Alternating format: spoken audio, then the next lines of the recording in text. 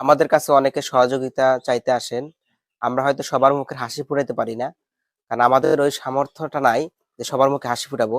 তবুও আমরা চেষ্টা করি যে কিছু মানুষের পাশে দাঁড়ানোর জন্য।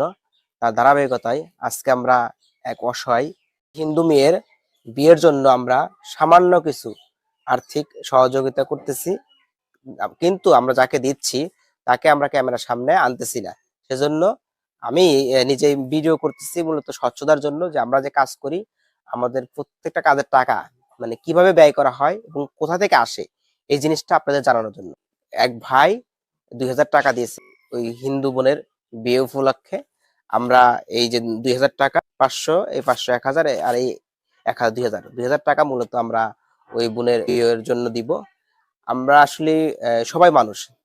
হিন্দু মুসলিম কোনো ভেদাভেদ নাই।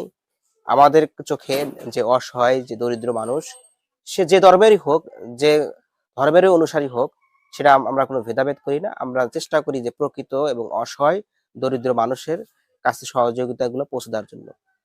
ধন্যবাদ এবং কৃতজ্ঞতা রইল আপনাদের সকলের প্রতি যারা ক্যামেরার পেছন থেকে আমাদের এই ভালো কাজগুলোতে সহযোগিতা করেন। আপনারা আমাদের সহযোগিতা করেন বলেই আমরা ক্যামেরার সামনে থেকে শুধুমাত্র সামান্য কাজগুলা বাস্তবায়নে সহযোগিতা করতে পারি।